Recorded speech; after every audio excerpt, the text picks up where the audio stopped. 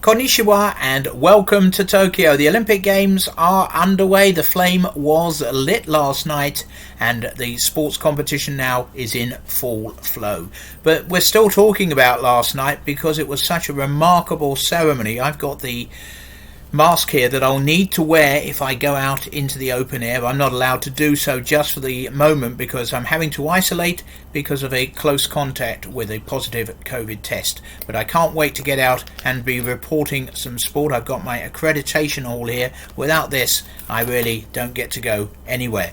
But what about that ceremony last night? It has polarised opinion a little bit. Some people were critical. They said it was too sombre. But for me, it struck precisely the right note because the pandemic has affected people across the world and it's important that that was reflected. I've got the Yomiuri Shimbun here. It's one of the big Japanese newspapers. I'll show you the front page. Here we go. That is the Japanese team arriving at the opening ceremony last night, the team marching in the Parade of Nations. The teams came in according to the Japanese alphabet, so there were some strange curved balls for the rest of us before the Japanese team at the end. It was led, of course, by the Greeks.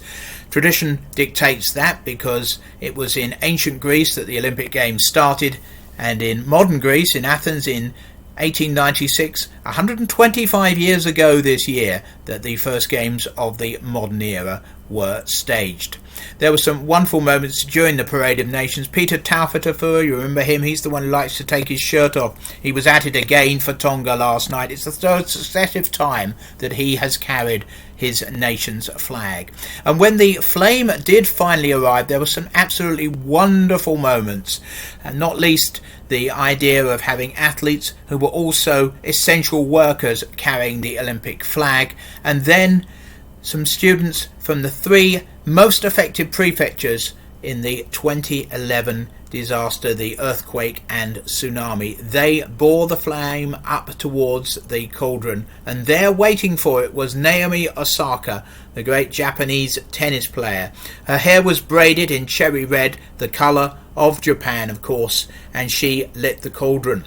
Now, there was a lot of talk about gender equality. Each team had a man and a woman as a flag bearer, and Osaka's choice, the first tennis player ever to light the Olympic cauldron, has a nice little ring back to 1900.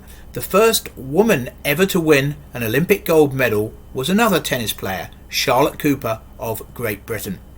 Now, the sport is in full cry, as I say, and you can follow it all. Obviously, you'll be watching on television, no doubt, but if you want to supplement that information, then go to www.insidethegames.biz. That's our live blog, and my colleagues are already hard at it in recording all the sport and the first gold medals of the Games, so make sure you check that one out.